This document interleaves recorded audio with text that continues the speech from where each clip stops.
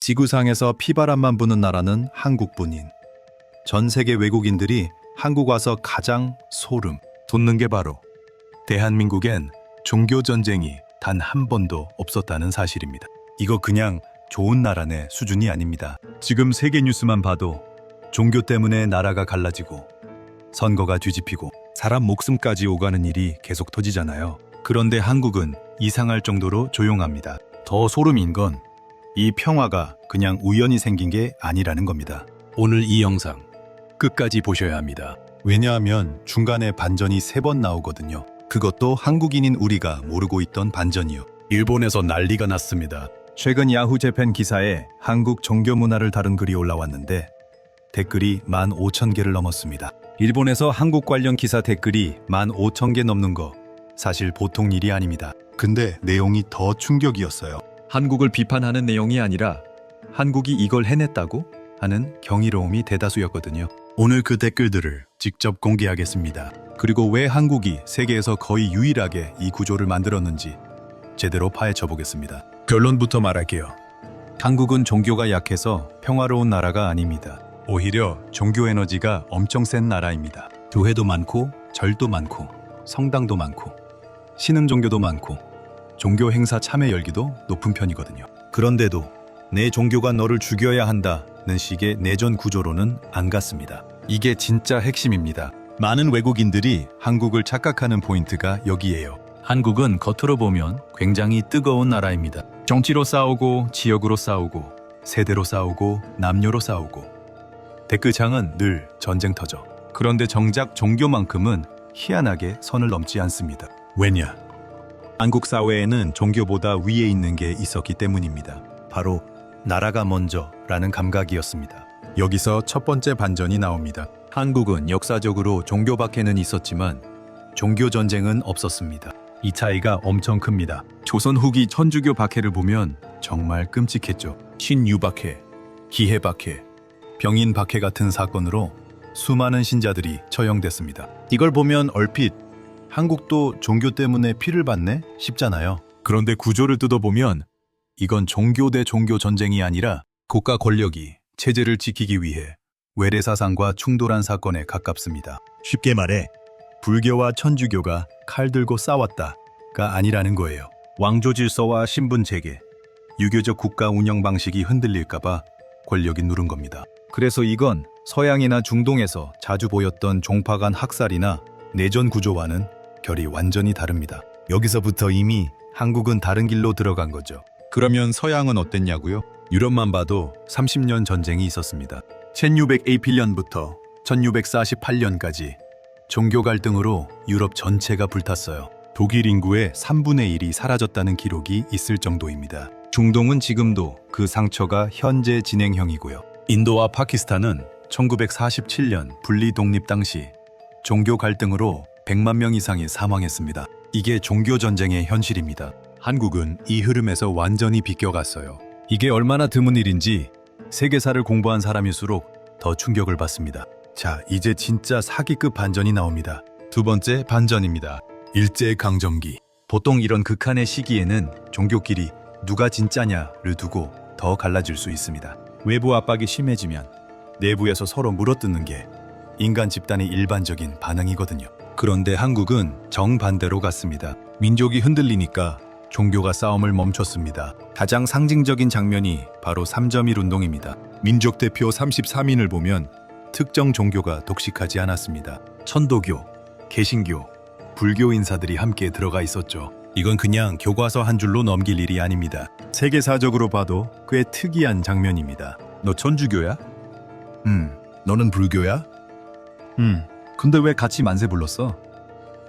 나라가 없는데 종교가 무슨 소용이냐? 이 한 문장으로 한국 종교사의 핵심이 거의 설명됩니다. 조금 과장하면 한국은 종교가 경쟁은 해도 나라를 찢는 쪽으로는 잘 안 가는 구조를 이때 거의 확정해버린 겁니다. 왜냐하면 보통 위기 상황에서는 종교가 자기 세력을 더 키우려 들거든요. 그런데 한국은 그때 종교는 달라도 나라를 같이 지킨다는 쪽으로 움직였습니다. 한마디로 교리보다 공동체가 먼저였다는 겁니다. 이게 진짜 무서운 유전자예요. 한 번 심어지면 오래 갑니다. 그리고 이게 해방 이후에도 꽤 이어집니다. 한국전쟁이라는 더 큰 재난을 겪고 산업화와 도시화를 겪고 민주화까지 지나오면서도 종교가 정면 무력 충돌 단계로 안 갔어요. 갈등이 없었다는 뜻은 아닙니다. 있었죠. 엄청 있었습니다. 절 앞에 대형 교회 들어서서 민원 붙는 일도 있었고 선교 방식 때문에 싸움도 있었고 개신교 내부 교단 갈등, 불교계 정치 논란, 가톨릭과 보수 개신교의 사회 이슈 충돌 같은 것도 있었습니다. 그런데 중요한 건 이게 끝내 한국 사회를 내전형 종교 국가로 끌고 가지는 못했다는 겁니다. 싸워도 선을 넘지 않았어요. 왜냐하면 한국인은 종교 정체성 하나만으로 자신을 설명하는 비율이 생각보다 높지 않기 때문입니다. 이 부분이 세 번째 반전입니다. 한국인은 종교인이기 전에 가족 구성원이고 직장인이고 지역 주민이고 한국인입니다. 정체성이 여러 겹으로 깔려 있어요. 그래서 가족 안에서도 종교가 갈립니다. 아버지는 불교, 어머니는 권사님, 딸은 무교, 아들은 성당에서 결혼. 이 조합, 한국에서 진짜 흔하잖아요.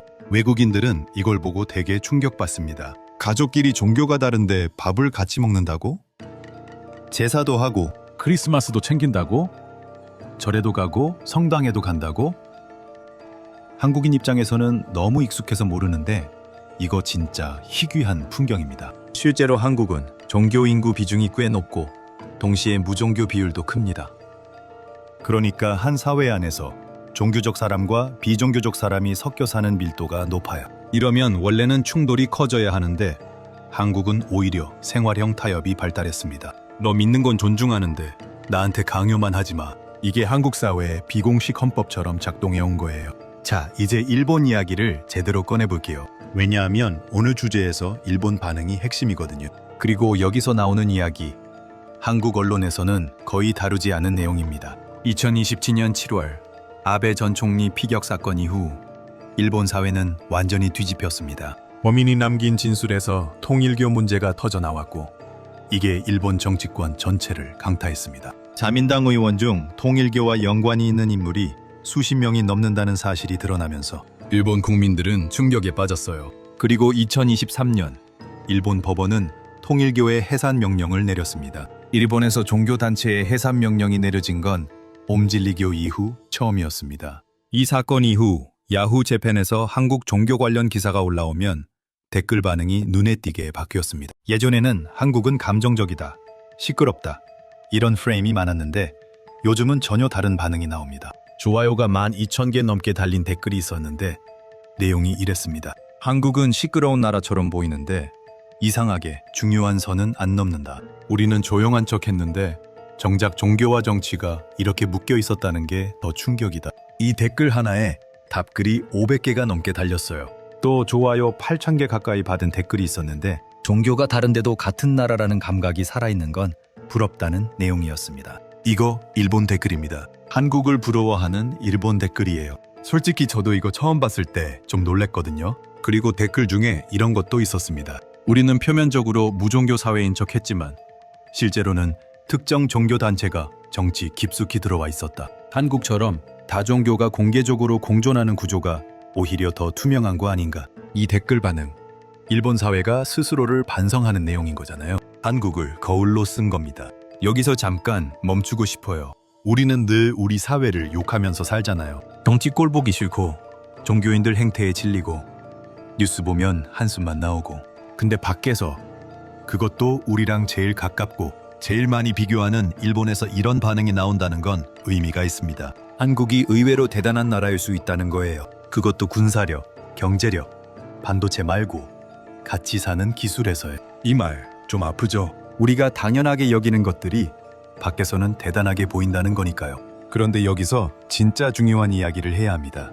한국은 종교 전쟁이 없었다고 해서 앞으로도 자동으로 안전한 건 아닙니다. 오히려 지금이 가장 위험할 수도 있어요.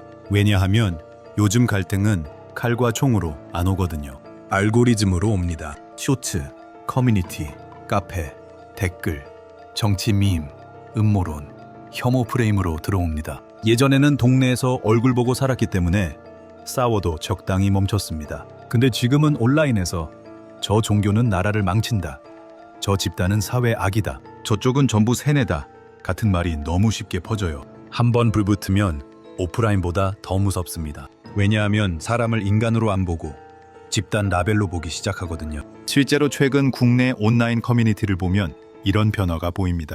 특정 종교를 향한 혐오밈이 급속도로 퍼지고 이게 유머처럼 소비되는 문화가 생기고 있어요. 유머처럼 시작한 혐오는 나중에 진짜 혐오가 됩니다. 이건 역사가 증명합니다. 독일에서 유대인을 향한 혐오도 처음에는 풍자 만화였거든요. 이 지점에서 한국이 진짜 잘 버텨온 이유를 다시 봐야 합니다. 한국은 완벽해서 평화로웠던 게 아닙니다. 서로 귀찮아서 적당히 거리두고, 가족 때문에 참고, 회사 때문에 참고, 명절 때문에 참고, 동네 때문에 참고, 그냥 그 선만 넘지 말자 하면서 살아온 겁니다. 이 생활형 관용이 생각보다 엄청 강력한 사회 안전장치였던 거예요. 예를 들어 이런 장면 있죠. 할머니는 절에 다니시고 엄마는 새벽기도 가고 나는 연말에 교회 공연 보러 갔다가 시험 기간엔 절에 가서 소원 빌고 결혼식은 성당에서 하고 장례식은 불교식으로 치르는 집. 한국에선 이상하지 않습니다. 근데 이게 해외에선 거의 문화 충격이에요. 이게 어떻게 가능하지?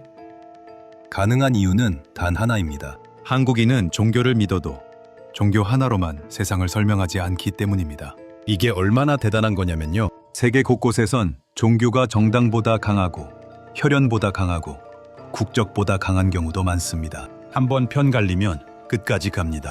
이스라엘과 팔레스타인을 보세요. 중동 전체를 보세요. 파키스탄과 인도의 국경을 보세요. 종교가 국경선이 되고 종교가 전쟁의 이유가 됩니다. 그런데 한국은 이상하게 마지막 순간에 그래도 같은 편 아니냐가 작동해요. 이게 조선 후기 박해를 넘고 일제강점기를 넘고 전쟁과 독재와 민주화를 다 지나면서 남은 한국식 생존 본능이었습니다. 한국은 왜 종교 전쟁이 없었나? 종교가 착해서? 아니, 그럼 왜? 나라가 먼저였으니까. 이거 한 줄로 오늘 영상의 결론이 거의 끝납니다. 한국은 종교가 약해서 평화로운 게 아니라 더 큰 공동체를 먼저 세우는 데 성공했기 때문에 버틴 나라였습니다. K-컬처, 치안, 교육열 이런 것만 자산이 아닙니다. 다종교 사회인데도 크게 안 터진다는 것도 엄청난 국가 브랜드예요. 국제 투자자들이 나라를 볼 때 안전성을 먼저 봅니다. 종교 갈등이 심한 나라는 장기 투자 리스크가 올라가거든요. 한국은 이 부분에서 조용한 강점이 있어요. 우리가 모르고 있을 뿐이지 밖에서는 이미 계산하고 있는 겁니다. 물론 앞으로도 방심하면 안 됩니다. 극단주의는 항상 정의라는 얼굴로 들어오거든요. 저쪽은 틀렸다. 저 집단은 없애야 한다. 저 사람들은 대화할 가치가 없다. 이 말이 편해지는 순간 종교든 정치든 사회는 바로 위험해집니다. 그래서 오히려 지금 한국이 자랑해야 할 건 우리 종교가 최고다가 아니라 우린 달라도 같이 산다 이겁니다. 이건 교과서에 한 줄 더 들어가도 안 이상한 수준이에요. 3.1 운동 때 종교가 손을 잡았던 장면은 지금 다시 봐야 합니다. 그때는 총칼 앞에서 손을 잡았고 지금은 알고리즘 앞에서 손을 놓지 말아야 하는 시대입니다. 이 차이가 큽니다. 마지막으로 여러분께 진짜 묻고 싶습니다. 여러분, 집은 어떻습니까? 가족끼리 종교가 같습니까? 다릅니까? 우리 집도 아버지는 절, 어머니는 교회, 나는 무교다. 이런 조합 있으신 분들 댓글에 적어주세요. 아마 진짜 드라마급 사례 엄청 나올 것 같거든요. 그리고 하나 더. 해외에서 살아보신 분들 또는 외국 친구 반응 들어보신 분들은 한국 종교 문화 보고 제일 놀랐던 포인트도 꼭 적어주세요. 이런 주제는 숫자보다 댓글이 더 중요합니다. 왜냐하면 이건 한국 사회의 진짜 체온을 보여주는 이야기거든요. 한국은 완벽한 나라가 아닙니다. 시끄럽고 갈등 많고 지치는 나라입니다. 그런데 이상하게 마지막 선은 지켜온 나라예요. 이게 공짜로 얻어진 게 아닙니다. 선조들이 피 흘리며 만든 생존 기술에 가깝습니다. 오늘 내용이 흥미로우셨다면 좋아요와 구독 부탁드리고요. 다음 영상에서는 외국인들이 한국 와서 가장 이해 못하는 생활문화 시리즈로 더 세게 들어가 보겠습니다. 진짜 충격적인 반응들 가득 들고 오겠습니다.